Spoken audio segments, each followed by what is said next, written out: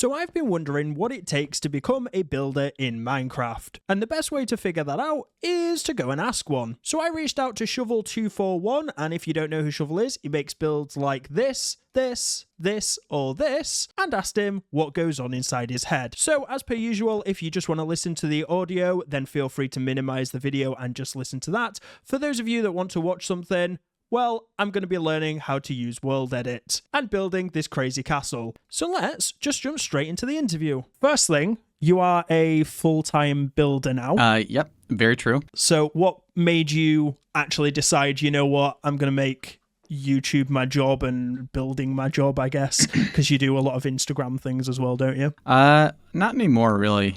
I started off on Instagram, right? So about a year ago or so, well, more than a year ago, I came out with a video that kind of outlines the whole story of how everything started to kick off for me content-wise. I'll kind of give you a little bit of a synopsis right here, but essentially, I never really had the dream to be a YouTuber in any capacity. I like to build, but it wasn't really my focus until I was like, oh, maybe this could be a side hustle, because I was working full time when I had this thought. So I was trying to balance work, and on my off time, I was like, oh, maybe I'll join a build team. Maybe I can get a couple extra bucks. So I kept on doing that for a few months, and it ebbed and flowed. It picked up quite a bit in COVID, and then when I went to full-time work again, I pretty much died off entirely. I was working as a tree worker at the time, an arborist. It was just a really physical job. Just climbing up trees is like really hard work, and I didn't really have enough energy. But then I got hurt. I tore my ACL, and I couldn't. That's like a really long recovery process. Mm-hmm. I was like at best going to be out of work for 6 months, and like I had disability insurance, but like it wasn't going to pay the bills. But I was like, oh, well, I still want to go back to my job. So like I'll apply for something that I could do remotely part-time and see what I could get. And I applied and applied and applied. I think I did like 100 applications a week. But a lot of that stuff wasn't really within my skill range, just on like hard skills. So I didn't really get anything. But in the meantime, I was still building and stuff. And I was like, you know what, maybe this is the time to actually give this a shot. I'm never going to have an opportunity like this. So maybe I can see how I'm actually going to make this my living. And then I built a lot. The title of that video is I built 12 hours every day for a year. So I focused a lot on just improving my skills, but also like improving my content and learning the content game. And I did that on Instagram mainly. And then I started making connections and met my mentor, Mogswamp, for YouTube, and he taught me a lot, pretty much everything I know. And then the first video popped off on YouTube, and I've been working on that ever since. I'll be honest, I'm not surprised your videos were popping off. For those of you that haven't checked out Shovel's channel, they're very kind of narrative-focused videos, and all of them tell a story. And from kind of the feedback that I'm getting, especially with how YouTube's evolving, and I know I spoke to Mr. Beardstone a little bit about this, it feels like YouTube is heading in a more narrative direction, more than kind of the aggressive, cutting, audience retention focused kind of thing. Audiences now seem to care a lot more about the story behind it. And I watched your video about your sort of what happened with work and everything, and I guess it's a bad situation, but you turned it round in a very positive way, and now you're doing what you actually love doing, which is the main thing, isn't it? Mm-hmm. Lemonade out of lemons. Yeah, absolutely. And it's kind of odd because it seemed like you had a similar situation to a lot of people during kind of the pandemic and everything, where kind of work shut down a little bit. You had a little bit of time to give it a go, but then actually you didn't have enough time to kind of get it to work properly. And that was my issue. I think I had like a week off work during the pandemic, and I was classed as an essential worker, so we were all going back in all the time. Mm-hmm. So I'm in the position that you were before, where now we're kind of juggling full-time work, family YouTube channel. I tried streaming on top of that, and honestly, I ended up burning myself out super bad. And sometimes you have to just kind of take a step back and go, right, I need to focus on something, give it 110%, and then actually we'll see what comes out of it on the other side. I think that's what a lot of people do when they first start, because they don't really know how to manage everything. I operate on a very well if I'm focusing on just one thing.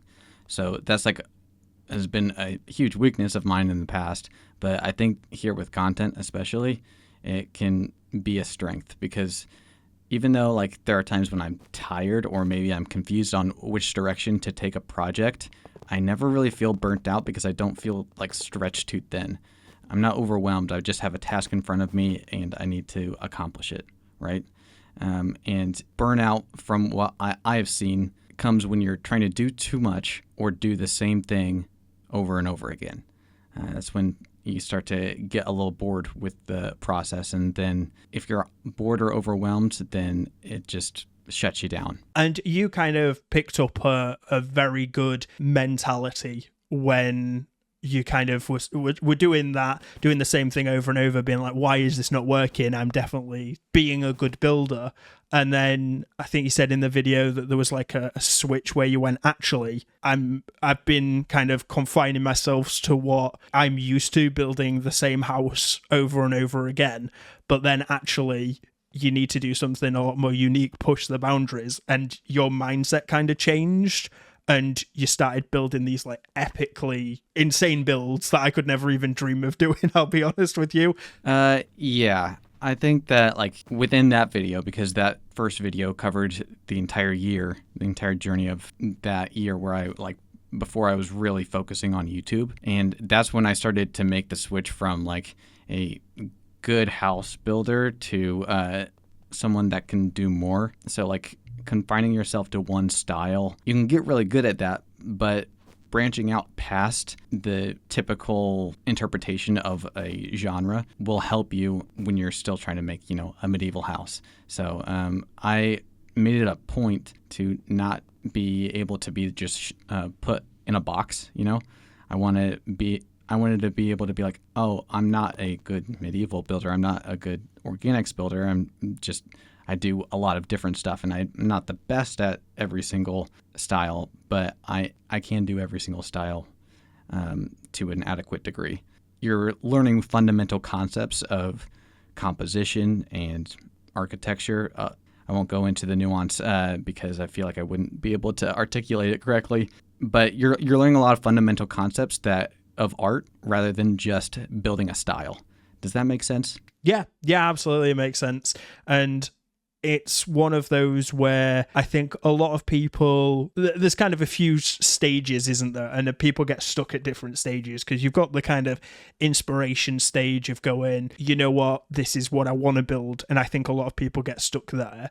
You've then got the, okay, can I actually do this kind of build? And then a load of people get stuck there. And then you've got the kind of finished product and kind of go in there. But I very much always got stuck on the second one. And I kind of built my identity around, I am not a builder, I don't know how to build. And then I can't remember whose video it was. I watched someone's video about, I think it might have been like Smallish Beans or something like that.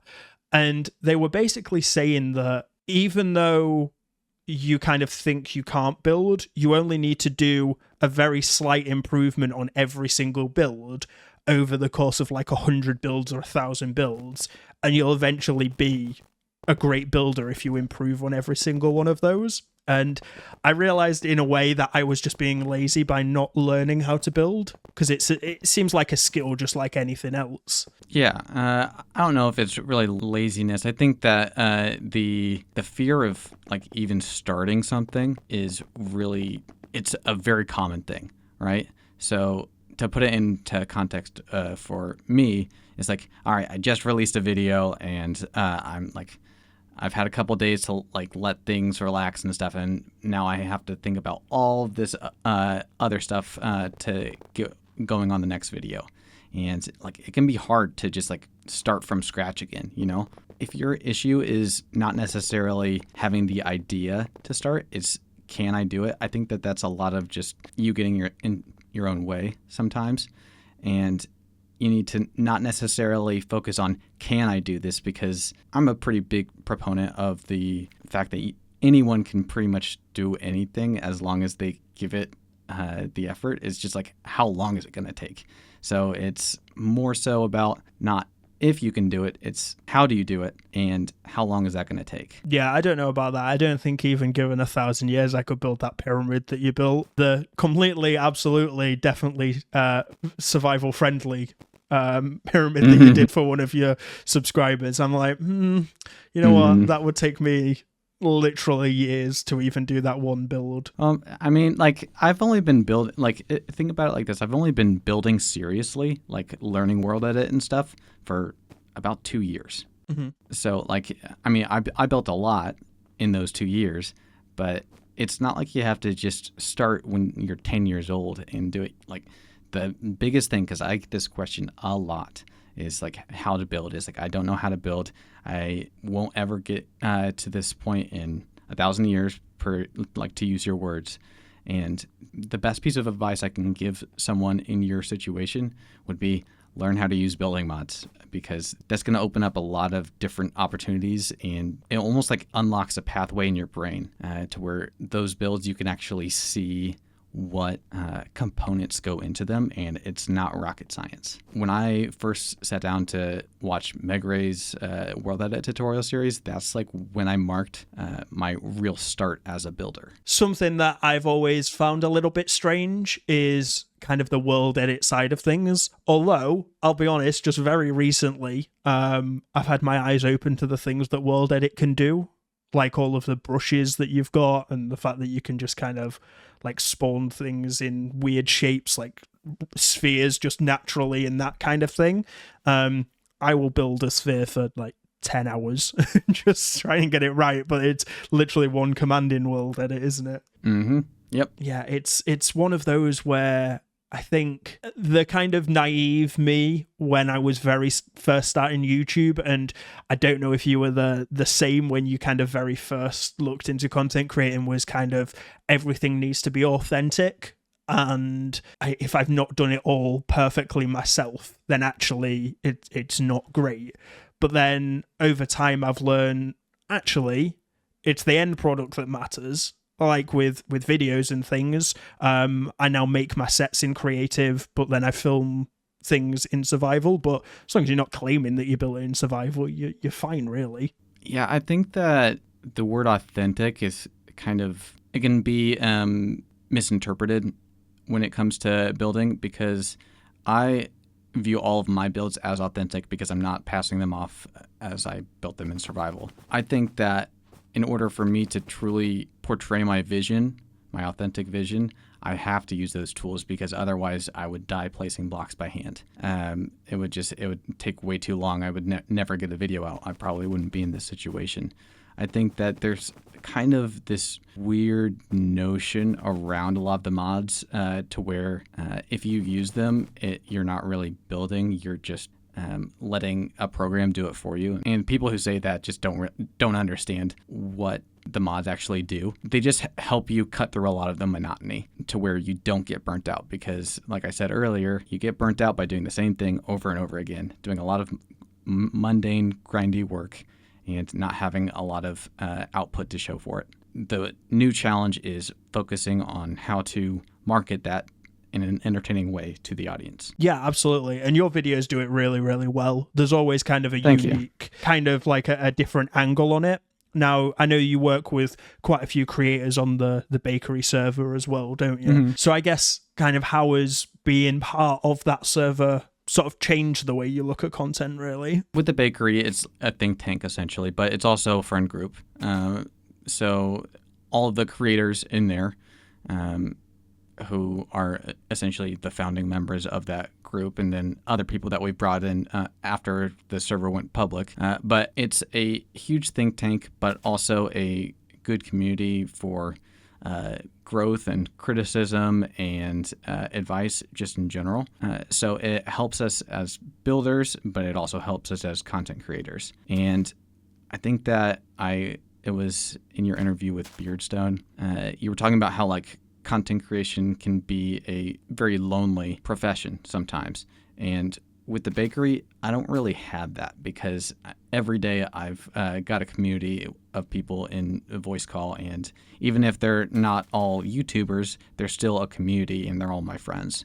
And we're all still working together. It's like a SMP that never ends because we all build on the same server. And we can all help each other out if we need it, and we can see what other people are working on. And at any moment, even on the private side of the server, there's normally 5 to 10 people online at all times. Oh wow, that's pretty good. I mean, most survival series, even Hermitcraft and things like that, you regularly see that there's only sort of 2 or 3 people online. So it's like a creative server, isn't it? So people are just building stuff, I guess. Yeah, we're not really playing the game in the same way that you would on a survival server. So on SMP, right, there's like a huge push at the beginning to get through all of the early game stuff. And then it starts to peter off during mid game, and then late game after a while it's just few and far between because everyone's progressed so far. That doesn't really happen with creative because you're not really following a lot of preset mechanics. You're trying to develop your skills. I think that lends itself to a lot more longevity. And I mean, obviously it's also because we're content creators, right? So we do this because like we're trying to make this our job. Mm-hmm. So I mean, it's also a professional pursuit. The real question, though, and this is something that has bothered me, how do you wake up at 6 o'clock? Oh, I don't do that anymore. Okay, yeah. I think that during that year, right, and that year is kind of a blur because I was super stressed all the time, but I was also really impassioned about what I was doing, and I was chasing something, right? I was pretty much in fight or flight mode that entire time. It was almost like survival instinct. I was kind of in that situation last year because the channel was growing at an insane rate with Vault Hunters content. And at one point I was used to getting maybe like 100 views on a video. And now I think my highest video has like 130,000 views or something crazy like that. They're not quite your level, but we're getting there. So it kind of got to that point and I was just chasing that and trying to get as established as I could. And it's kind of gone in a bit of a weird direction for me because within the Vault Hunters community, I seem to be like quite a big name because I'm the person that makes most of the guides. But outside of that, it's very much kind of a, there's like 1 or 2 videos that I've made that people are interested in. And I was just trying really, really hard to kind of push through this brick wall of content. Eventually, I just went, you know what? I'm making this content. I'm not enjoying this content. And then I just went, you know what? I'm just going to stop. And I'm going to do stuff that I want to do. I'm going to do stuff that is interesting to me. That's how these interviews started. I was like, you know, I'm just going to reach out, try and expand my network and get to meet new people and get their perspectives on being a creator, how to sort of play the game of Minecraft and sort of a wider variety of things. And I think it's kind of one of those things in content creating where, yes, you need the money, but you need the money in the right way. And it sounds like you're super passionate about building, so you go about it, building the stuff that's interesting rather than just, you know what, this is going to make me money, I'm just going to do this. There's always an element of that, don't get me wrong. I still feel the same way and I check analytics regularly, but at the end of the day, if you just want money, you can just go get another job, can't you? And it's probably going to be a lot less stressful than trying to do content. Also, first of all, kudos to you for just trying to branch out and like learn from different creators. I think that that's a really smart move. Thanks. The mark of a fulfilled and skilled creator is more so finding a middle ground between what they want to do and what works, right? Yep. So I think a lot of people kind of know the formula for how to do well on Minecraft YouTube, especially. Just to start 100 days hardcore thing, and you can pretty much copy the pacing and editing and of a bunch of other ones, get a good title, thumbnail in there, and I mean, do that 20 times, and I bet that you'll have a pretty high degree of success. Personally, I don't want to do that, so I don't do that. I work in creative, but like it's about trying to find a way that you can take elements from the stuff that works and use those to deliver the message that you want to deliver and showcase the stuff that you want to do, right? Yeah, and you've done a little bit of trial and error over the time anyway, haven't you? Because you started doing like kind of a little bit like my guides. You were doing guides on creative and how to use like world edit and all that sort of stuff. And I mean, they did reasonably well, but they weren't story based. And I think that is the biggest strength of your channel. Like I genuinely, I just started watching your channel and was like, oh, this guy seems sort of quite interesting. He's got like a good energy around him. And then before I knew it, I was like 20 videos deep and kind of just going, oh yeah. And it felt very, I don't know whether you'll take this as a compliment or not. It felt very Grian-esque in the way that you kind of explain things. It's like there's always... Granted, his is like a story in survival, whereas yours is a story in creative, but there's always some sort of overarching thing of, you know what, this is what we're going to do, this is how we got there kind of situation. I'll be honest, I've never watched Grian. The only hermits that I've ever watched are B-dubs and Etho, and that was back when I was a kid. Unfortunately, I can't really keep up with all of that now, but I always appreciate being compared to a hermit. That's awesome. So thank you. No, absolutely no issues. And just my audience already know this, but Grian is my favorite hermit. Well, thank you again then. If any of my audience are watching and want to reach out and get Grian on the interviews, by all means, go for it. But yeah, it's one of those where I find that building videos by themselves can be really dull. It's like if you're just watching someone place blocks, it's so boring. Video wise, they are boring. Yeah. I think that people don't really realize all of the work that can go into a build. So it's kind of tough unless you have like a very dedicated following. It's tough to get away with just placing down blocks. You kind of have to do something more, especially on the creative mode side. I don't think that there's a really set formula the same way that like hardcore would have, or just survival in general, because in creative, there's not really the same stakes, right? So hardcore is very popular because there are built-in stakes. If they die, they lose the world. And in survival, there's still consequences to death and there's still obstacles to overcome. And that helps a lot with story-based stuff in general. In creative mode, it is a lot different because you can't die and you have infinite materials. And if you have mods, then you can pretty much materialize stuff. How can you make that interesting? You have to kind of, at least my approach has been to build, showcase the build, and like tell people what I'm doing, but I also kind of have to blend in the story of the build. Like not necessarily what the build is or how I did it, but how the build was affecting me in that process. And I mean, it's been working reasonably well. I think that there's always room to grow, but that's the reason that I go very narrative based. And also, like, I don't just want to be telling people exactly what I'm doing and just narrating it. I want to like incorporate more of myself and my thought process and the story of my world within the videos. And you do a lot of the kind of this build is especially what was it, the coin and dagger or something along those lines.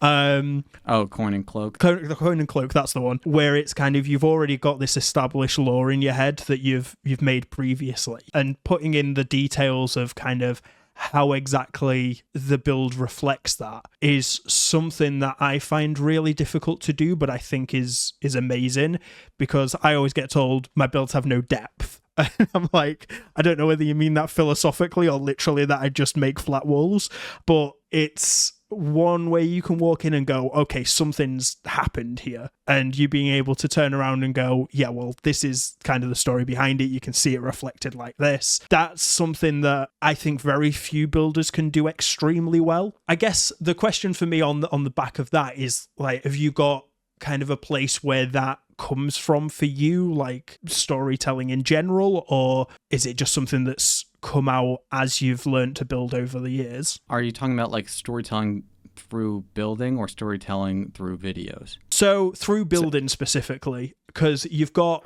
like some sort of lore in the background, haven't you? Yeah.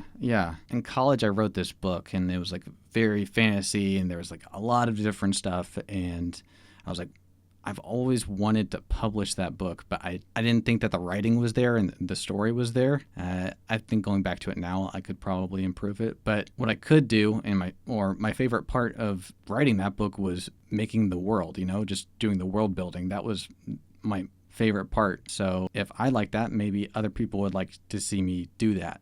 And I know how to build now. I have the perfect skill set to be able to actually make this something physical that I can go and experience in like a fully immersive way. And maybe that'll help me write the book in the future. So everything on my channel, other than the upgrade video that I just came out with a month ago, every video that I publish on the channel has lore from that book. They're all part of the same series. The one that I'm working on now, it's all world building. A lot of people think that I only have like 2 or 3 in that playlist, but like every video contributes to that map. Yeah, it's kind of strange in a way with the thumbnails that you do, because every video is standalone, and that kind of is the formula for YouTube at the moment. Yeah, episodic content, I very intentionally stay away from episodic content because I want people to be able to enjoy the videos on their own. And sorry, I cut you off, so please continue. You're fine. No, I very much, I started doing episodic content, and I soon realized that it didn't work for me because firstly, I get distracted very easily. Anyone that's seen me do anything knows that. So I can be thinking, oh yeah, you know what, I'll go all in on this thing, and then after 2 or 3 episodes I get bored and end up doing something else. So that's not great for long-term storytelling. But also, and this is something that I've realized since moving to more of a wider modded audience on the channel, is that if someone stumbles across your channel from a random video, if they need to have watched a previous video to fully understand what's going on, they're much more likely to just click off of it. Whereas if you've got a self-contained video, they're more likely to watch the end and go, you know what, that was great, what else have they got? And I don't know necessarily whether I think that's a great thing, because I do love watching series from creators. I watch a lot of Hermitcraft. I've watched the Empire's SMP stuff, and I love watching it. But for me, I guess it's a question of, if I stumbled on that now and not like 7 or 8 years ago, would I still interact with it in the same way? And I don't think I would. I feel like I'd just go, oh, it's just another SMP. I'm not really fussed.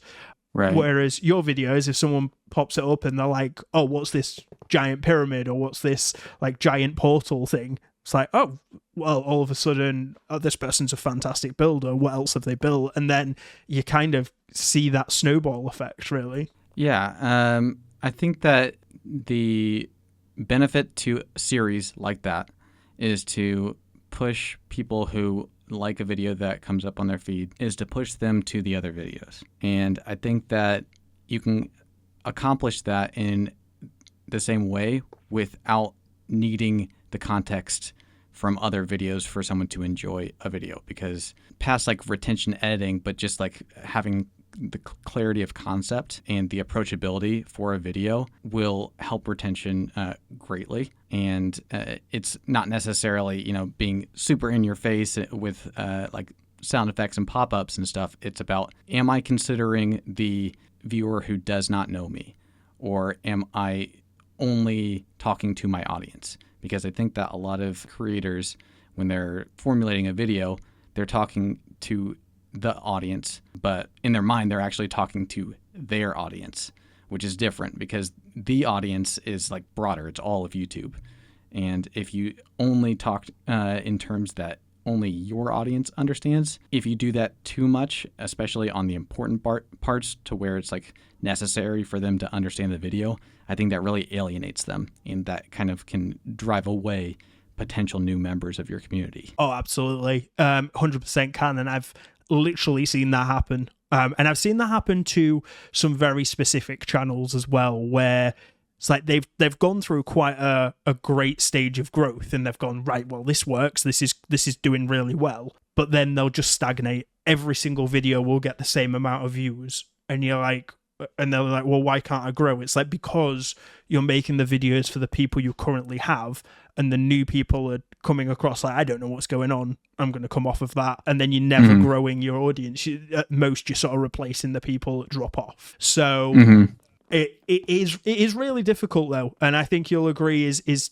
trying to make content for the audience that you want rather than the audience that you have can feel really strange, because in a way it feels like you're not quite respecting the audience that you've got already. But then you have to realize, well, actually, you know what? I can still appreciate the audience I have while also trying to grow the audience. I think that if you're making content that is like your heart and soul, it's exactly what you believe in doing, I don't think that anything that you make with that approach is ever going to disrespect the audience that you have, right? Because they subscribed for you.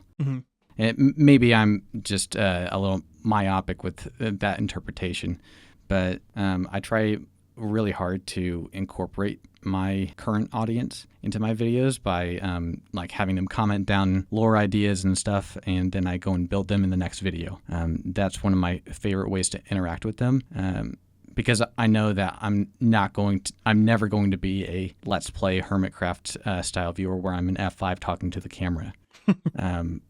It's just not going to happen. I'm going to be making storytelling videos, and they're not going to be coming out twice a week. I try to include those interactions with my community to show them that they are important to me. But I'm just doing it in a different way. It's a bit weird when people sort of look at your channel, because for you, I'm sure you get quite a few people that are like, but how can you kind of want to just build in creative all the time? And I get it a lot where it's like, well, how can you just enjoy making guides? Because people don't understand really that, you know what, that is what you're passionate about. So many people on my side, they make guides because they're like, oh yeah, guides increase the reach of your channel. But they'll make one or two guides and go, I hated it, it was awful.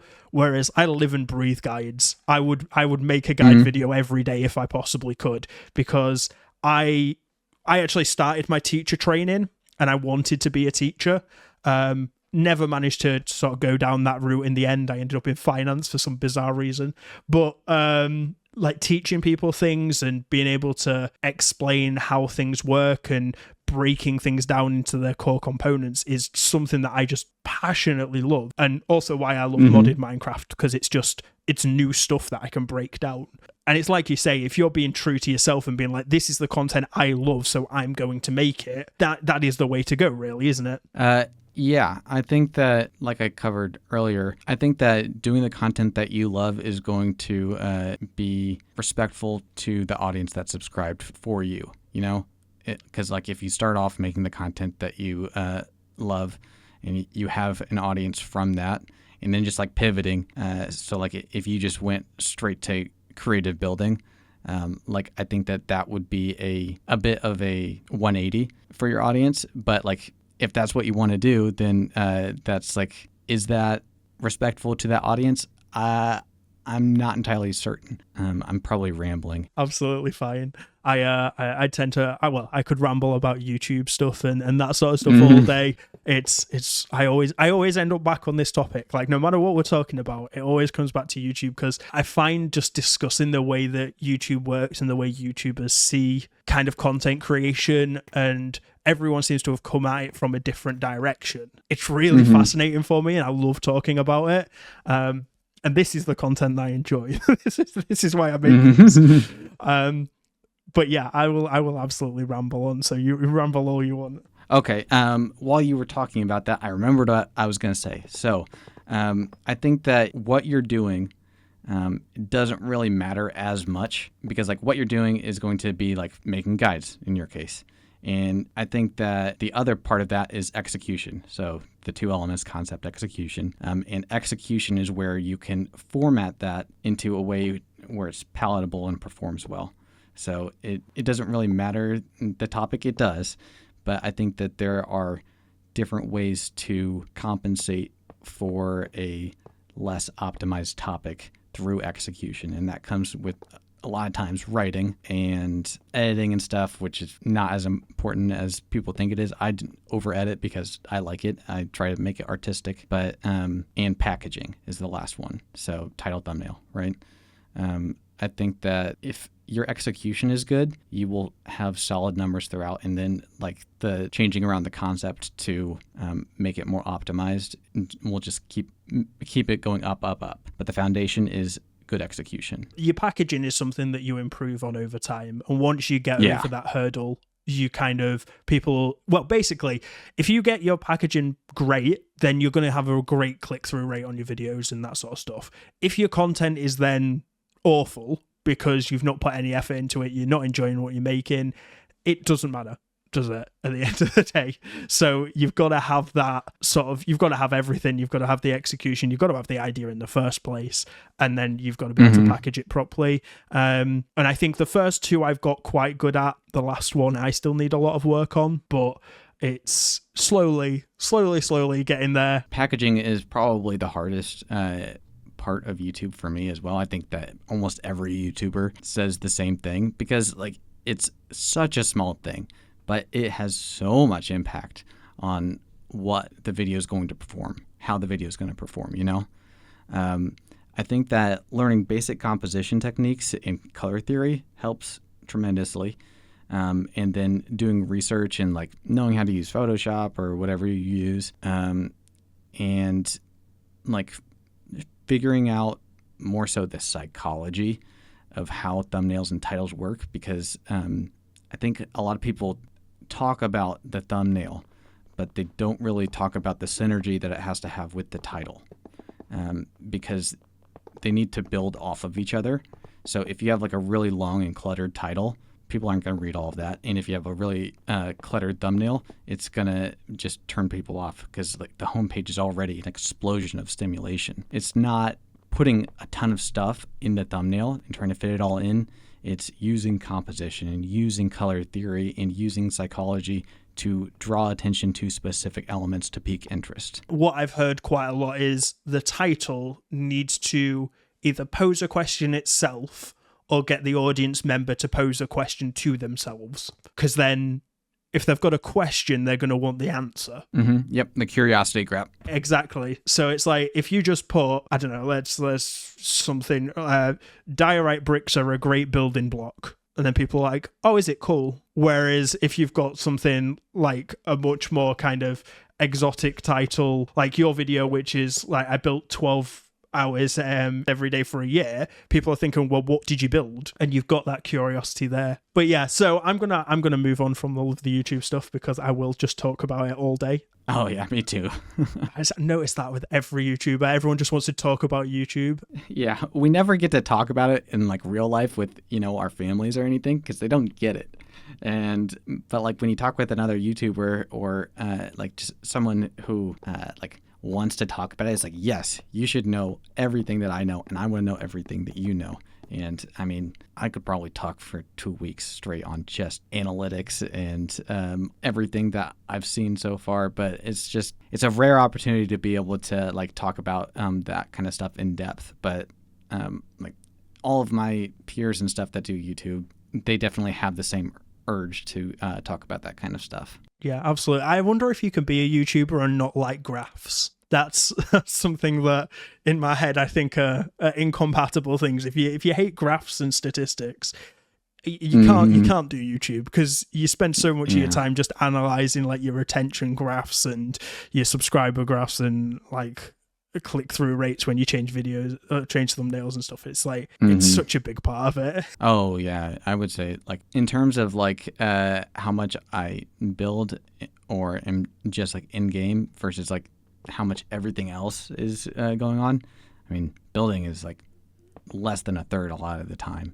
I mean, there's just so much writing and so much editing and packaging, data analytics, as you said. There's a lot more that goes into it that like makes people want to watch it than just making a build or just firing up Minecraft and doing a screen cap in like a survival case, you know. Like there's always more to it. Okay, run us through the process then, because this is a good way to segue away from the YouTube thing. Say you want to do a build, run us through sort of your thoughts from kind of getting inspiration to, you know what, that's the finished product. We're good with that. How do you go about it? So I don't really go in to a project by saying, oh, I want to do this build. I go, no, I want to do this area. And then I'm going to map out my thumbnail and I'm going to make a build that's going to work for a thumbnail. Because in the past, I have made builds just because I wanted to make them. And I spend like 100 hours on something. And if it doesn't make a good thumbnail or doesn't lend itself to that, then it's a nightmare at the end, you know? So having a build that lends itself to a good packaging helps a lot. So I build it around the thumbnail a lot of times. And that's not to say that I like the builds suffer because of that. I think they actually benefit because of that. But yeah, I map out a thumbnail and a rough title. And then I start doing a lot of sketching and stuff and mapping out an area. And then I go and I do the build. I outline in the video. The process is very summarized because, like, to be honest, building is pretty freaking boring. It's just 10 minutes of placing blocks, isn't it? Yeah. Yeah. No. Like I cut through a lot, and I think that people know that because, like it is boring. So I suffer through the boredom, so you guys don't have to. Then, like after however long it takes to do the build, this build's I've been going on for a long time. The one I'm working on now, I'm almost done. But then after that, I go through and I take all of my notes. I have like a huge note document that I take notes on, like what happens throughout the day, what I accomplished, and that's always open when I'm building. So if like there's just an accident where I destroy something or someone says something funny, I take a note of that because that could turn into a bit, that could turn into a plot point for the story, whatever. But if I don't write it down, I might not remember it. And then after that, I go into like rough scripting to where I kind of compile all of my notes into an outline, and then I spend 2 or 3 days writing a script, and sometimes they can shake out to be like 4,000 or 5,000 words. The hardest part of it is like it's not like I just pulled it out thin air. It like all actually happened, but I make it a dramatization of what actually happened to just for the sake of the content, and that can be hard, especially when everything goes well. It's really hard to like make that into a compelling story sometimes, but I come up with a rough script just telling the story of what happened, and then I go and I start rendering my replays and everything. Have you used Replay Mod before? I have. Sadly, you can't use it with Vault Hunters because Vault Hunters is Forge, and it doesn't play very nicely. But I have had a little bit of experience with it in the past. Mm-hmm. Yeah, so I go through a few hundred hours of replay footage and then throw them into Premiere, and then I edit for like 2 or 3 weeks. Yeah, so that's how I go through a full video. There's a lot more to it. That's another synopsis. But in terms of builds, just to summarize that part, I go through, I think about what's going to make a good what's going to lend itself to a good thumbnail and something that I actually want to build and will fit within the lore of the world. With your initial question when you're talking about like starting a build, were you talking about just the building process or the video process? Because I can go into the building process a little bit. I think people would be interested in the building process as well, because kind of getting inside the mind of you're a professional builder. That's what you do. So getting inside the mind of a professional builder, I think, is a lot of what people are interested in, because they're like, well, what am I doing that's like, how am I looking at things that are different to how the pros are doing it? Mm-hmm. Well, 90% of the time, no, 99% of the time, the reason is you're not using mods. You are placing stuff by hand. That is what you're doing differently. That's something that you should probably change. If you don't want to do that, I can't really help as much. It's just a fact. It's like speaking 2 different languages, really. I noticed when you said in one of the videos, oh, it's a 2-block center. That's fine with a couple of commands. It's easy to fix. And I was like, I had a build that was a 2-block center, and it took me about 5 hours in survival to change that to a 1-block center, because it was just a wild build. And it was like, yeah, that's two very different ways of looking at that as a problem, isn't it? Mm-hmm. Yeah. It takes a little bit of learning, but it's a constant journey. And I would say, like, at most, it took me, I don't know, a week and maybe a few hours each day to like really know what I was doing with it. And then you kind of just continuously learn and grow the more that you use them. It can be a little scary, but I mean, there's a lot of great tutorials on there. Meg Ray, shout out to Meg. I learned from her series and then just expanded from there. And she does a really good job of explaining all of that in a pretty approachable and thorough way. I have written it down because that is the first place I'm going after this interview, is to figure out how to get world edit and things to work. I also have a world edit for beginners type thing. I've already on my watched channel. It. Yep. Oh, okay. Didn't help. Sorry. Oh no, it did help. I'm very kind of. You've got to think I'm coming from if you go back, let's say a year. If you go back to my build a year, it was very much a square box with a couple of glass blocks and a door in it. Sometimes I would make a pointy roof. Sometimes I wouldn't. And then over the last sort of year or two, I've done everything I possibly can to kind of every little thing get a little bit better. But I've been doing that in survival. And I think if I actually want to make a leap over and start making builds, not like you guys do, and definitely not like the organic people do, those are just crazy. But like, if I want to do something that looks really good in a guide, then actually I do need to look into doing these sorts of mods and just tools that help. I don't see them necessarily as any different to using something like Create or Mechanism to help you farm resources. At the end of the day, you're still just modifying the game slightly, aren't you? So it makes sense, but I've always been very averse to it until I started looking into sort of your channel. There's quite a few people actually that I've looked into and gone, you know what, actually, it's not that crazy. And you start realizing that a lot of the creators that you look at in survival use these tools as well, but they just don't mention it. Yeah, exactly. Yep. And it's like, okay, fair enough. The one thing I do hate, and I don't know whether this like annoys you as well, is people using Lightmatica to basically scan the build they've done in creative and then build it from the ground up layer by layer in survival. It bothers me immensely. Oh, yeah. I guess I don't really care that much, but I'm also like a survival YouTuber, so I don't really understand the weight necessarily. It feels like you're 3D printing a build, and it like you're not seeing any of the creative process. That's a problem. So like in your videos, you see like there was one thing that stuck out to me. You were like trying to get like you were expanding the side of a building to add like another little building off the side. I don't know what the building term for that is, but you were like, oh no, that's too long. Then you shortened it, and then you made it wider, and then you pushed back the support pillars to make it work. And it's like, you're doing all this with commands, but I can see the thought process of, oh wait, that's not quite right, let's push it back, let's mix it up. Whereas if you see someone just print a build from the bottom to top like a 3D printer, you don't get any of that. And it's like, cool, you could have just downloaded that schematic online and just done that block for block. I guess it depends on like how they frame the video too, because like if they frame the video in a way to where it's like, oh, I built this giant thing and I did it all myself and come watch how I did it. If they're putting emphasis on the creative process of building it and they don't include like the creative bit and they just like Lightmatica printer it layer by layer, yeah, I mean that honestly it just kind of sounds like a bad video.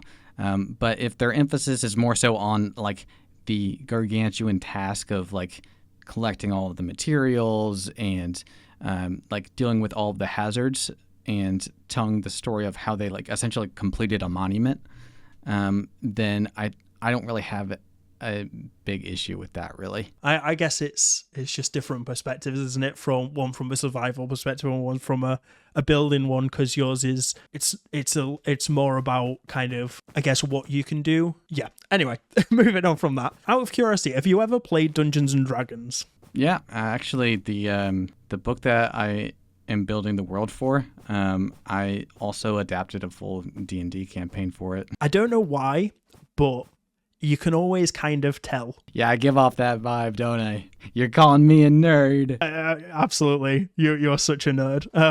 No, unabashedly, absolutely.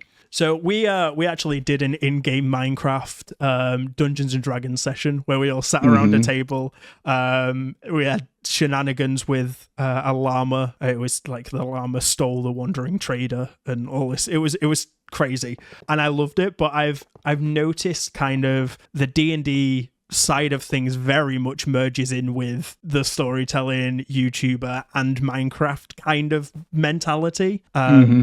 And I think at some point it would be a good idea to get a load of creators together and we all play Minecraft, because all play D&D, because that would be really funny. Yeah, that sounds cool. Who would be the DM? Because not it. Like if you're YouTubers, I feel like no one's gonna have the time.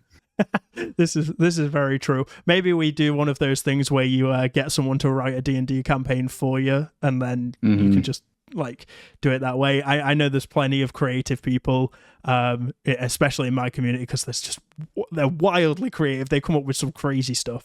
In fact, I know full well that Rob, who ran our last D&D session, would absolutely love to do that. So there's options. But I feel like that could be good, and we're going to be delving a lot more into kind of D&D and the nerd sort of culture. Sure, count me in. Yeah, I think that'll be a good laugh, and we've got an interview lined up for that in the next couple of weeks, so I'm excited for that. What have you got on the horizon then? Come on, let's do some spoilers, because I like getting people to leak their content on my little show. All right, yeah. I'm normally pretty protective of spoilers and stuff. How about this, okay?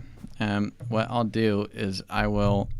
I'm not gonna send the actual file back and screen share the thumbnail that I'm working with, and then you react to it. Okay. And then that's gonna be the content. That's gonna be the spoiler. Oh, Shovel, you can't put that on YouTube. No. Oh, yeah. Oh, sorry. Wrong tab. Wrong one. This has taken me so far about 240 hours. Whoa. Okay. Yeah. That's... Yep. Well, let's just say that people are very much in for a wild time with that one. That's so massive. Okay. That goes up to build limit. And how long did that take you to make? I've been working on it for almost 5 weeks now. 5 weeks, man. Just doing all the interiors and stuff now. The only video that I've ever worked 5 weeks on was my Mastermind series, where we built an entire game show studio and made a game show out of Vault Hunters. As you can imagine, did not do well, but it was good fun to make, and I had to learn how to do multi-camera editing, so that's a skill that I have under my pocket now after doing hours and hours of editing. So yeah, you get skills out of it, but that's wild. And so you first kind of, you looked at that and you went, thumbnail, that's going to look epic. Well, this is like a super abstract concept, and normally abstract concepts don't always do well as thumbnails, because like people need to kind of like make sense of it a little bit. So a lot of this one, like I had a general idea of how to start it, but it's not like I was just like going off of a straight up reference. I would like go and I would build a bit, and like I would go back every day and I would take a screenshot, and then I have a drawing tablet, and then I would just go and I would draw on the screenshot, and I would like try to map out compositionally like what I was going to do next. This one has a lot going on. Yeah, it does. You can say that again, and when people see it, that they're going to agree. I can guarantee that. Interestingly enough, on the channel, there's been a bit of exposure to, I don't know how to put this in a way that's not going to make it sound weird for my channel. So I guess I've been given the opportunity to test out some AI tools recently. Yeah. What's your sorts of thoughts on like people who like use AI for thumbnails or for thumbnail inspiration or that kind of thing? Do you think it's something that we're going to all have to learn to do, or do you think it's more of a, I guess some people see it as like a little bit of a dirty word in the sort of creative community? No, it's fine. It's a tool, okay? It's like every tool that's available. I think that as long as it doesn't break any of your personal code of ethics, it doesn't really matter. I mean, I'll use ChatGPT to like help edit my scripts. I don't just go write a Minecraft script and then just like copy and paste it. But like instead of editing it myself, it makes a lot more sense to just like have that run through as an editor because it's a tool. You know, same thing with like the image generation and stuff. Don't use it and pass it off as like your own work, right? But like if you need to use it to like kind of get an idea for a reference, then I have no idea why people would have a problem with that. People just get so fussy about AI stuff. They very much do. And this project that I'm looking at is actually. I think they'll allow me to say it. If this is just all elevator music, then I was not allowed to release this. But they basically are creating an AI that will play Minecraft with you, and it can follow sort of basic instructions, voice commands, that sort of stuff. So you can ask it to go like mine some diamonds, and it'll literally just go and mine some diamonds for you, and it'll play with you. Little minion. Yeah, exactly. And the purpose of it that they've spoken about is to kind of, for example, kids that their parents don't want them speaking to randomers online, but they don't want to play by themselves, or people that want to learn something but don't want to reach out for help on how to learn how to play Minecraft. It's an interesting concept. It's very much not ready yet. It's got a long way to go, but it was. It's something that I've been looking into, and I thought, you know what, that seems really cool. But then there's a lot of people out there that are like, no, any AI in any of the creative process is bad. And I think, I don't know about that. If you get an AI to do the entire work for you, or you're passing off AI work as your own, that's a different story entirely. Like, use it as the tool it's meant to be, because like as a creator on YouTube especially, like both of us are, we should use any time-saving methods that we can, like within reason, right? And I think that can vary depending on your audience and like who you are as a person. Some people say that Lightmatica printing is bad, but some say that it's fine, right? So as long as it doesn't breach your code of ethics, the same probably will follow with AI, right? Personally, for me, it's a tool. It's not the product. So like it can help in a lot of different ways, but it is not going to be what I give to my audience. It's just a tool, like World Edit. Yeah. I mean, that's the thing. If you passing off World Edit as like survival content, that's a problem. But if you're doing World Edit and you're using it as a tool to kind of create something and then go, well, this is an idea I had and this is how I did it. If I do the sphere command of diamond blocks for like 100 radius sphere and be like, oh, I built this sphere in creative mode by hand, that would be dishonest. And that would be the same thing as me, having ChatGPT generate something and laying it out verbatim. But like, they are used to assist in the process. Yeah, absolutely. Well, we'll start wrapping up, but I have two questions that have come from my helpers in my chat for what they want. The first one said, what would be your single biggest tip for someone who wants to learn how to build? Learn mods. There you go. Nice and easy. Do it. Learn the mods. My other helper says, what item would you add to Minecraft that isn't a vertical slab? A horizontal wall. Okay. I want, because I've been doing a lot of pipes and stuff for this build. So, like, having a block, like, an end rod, when you, put it horizontally, it's in the center of the block. Having that, but it's, a bit thicker. That would be nice. I don't think they'll ever add that, though. No, see, I play Modded, and Modded has those sorts of things anyway. Do you, out of curiosity, do you do any builds which are not kind of like you add a load of the kind of building blocks and things like that for mod packs? and then build with that. Have you tried that sort of stuff? With other mods, like other modded blocks? Yeah, things like chipped and Oh, no, I haven't. Everything's done like the vanilla Java edition, like vanilla as in like no new blocks and everything. I still use mods, but like the reason I do that is because a lot of other blocks and stuff aren't in the tablets and they don't work with the building mods. okay. There's ways that you can like work the directories to do that, but that's a lot of work. And also you can, I think that like being able to create stuff that is only within the palette that every Minecraft player knows is a challenge that makes builds more impressive and also more relatable to the audience. That makes sense. That was just my curiosity because I love modded Minecraft and I think it's kind of crazy. I mean, I'd love to. I always want more blocks. It sounds awesome. Well, Yeah. we may have a project coming up where you'll have that opportunity if you're interested. I know that I've already managed to convince a few people, including Grayson, to come along and try that out. So we'll talk about it, and then I guess the audience will see if it happens. And if you made it to the end of the video, thank you very much for watching, and check out the other interviews that I've done with some creators here. We've got Iskal's video here, as well as the lovely Mr. Beardstone. Thanks for watching, everyone. I've been Hellfire Mage, and I'll see you next time.